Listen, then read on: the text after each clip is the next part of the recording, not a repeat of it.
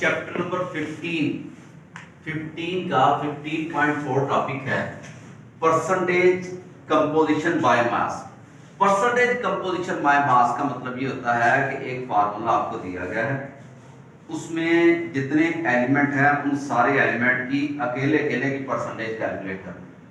ठीक है, जैसे एक एग्जांपल है, उसमें कैल्शियम हाइड्रोक्साइड चूना दिया हुआ है, उसमें आप कैल्शियम की परसेंटेज कैलकुलेट कर सकते हैं, ऑक्सीजन की परसेंटेज कैलकुलेट कर सकते हैं, हाइड्रोजन की परसेंटेज कैलकुलेट कर सकते हैं, जबकि इनके मास दिए होंगे।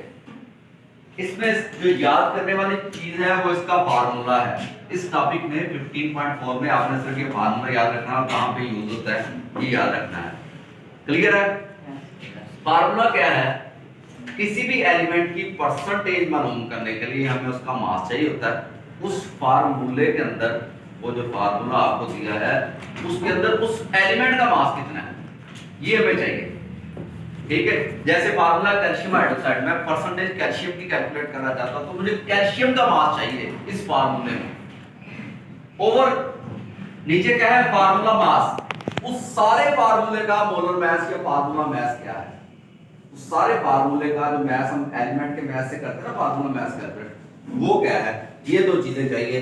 अब इस टॉपिक का यूज कहां पे है? जहां पे आपने क्वांटिटेटिव एनालिसिस करना होता है, यानी ऐसा एनालिसिस जिसमें आपने मिकदार मालूम करनी होती है, मिकदार कैलकुलेट करनी होती है। और दूसरा, जो जब हम एम्पिरिकल फार्मूला बनाते हैं किसी एनालिसिस से, जब हम एम्पिरिकल फार्मूला बनाते हैं, फिर भी इस फार्मूले की वहां पे जरूरत पड़ेगी। अब इस फार्मूले को अप्लाई करते हुए 15.9 जो है, एक एग्जांपल आपके पास है, वो क्या है? परसेंटेज कंपोजिशन आपने कैलकुलेट करनी है कैल्शियम हाइड्रोक्साइड की। यानी कैल्शियम हाइड्रोक्साइड के अंदर जितने एलिमेंट है ना, कैल्शियम है, ऑक्सीजन है, हाइड्रोजन है, इन सब की परसेंटेज आपने कैलकुलेट करनी है।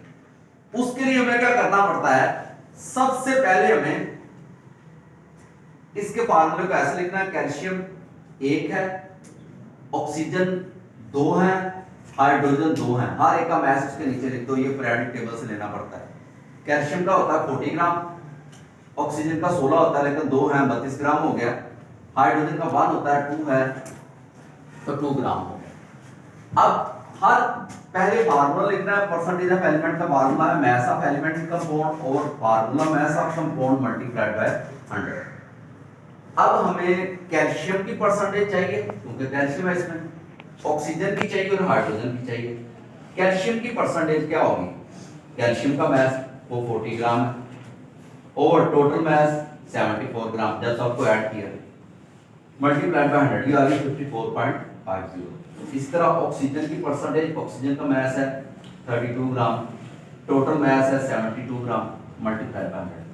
हाइड्रोजन की परसेंटेज, हाइड्रोजन का मास है इस फार्मूले के अंदर, इस फार्मूले के अंदर पीरियोडिक टेबल अकेला नहीं, इस फार्मूले में हो सकता है 2 हाइड्रोजन हो, 4 हो, 6 हो, जितने हो सबका मास ऐड करना है। 2/74 मल्टीप्लाइड बाय 100, इस तरह सबकी परसेंटेज आ गई।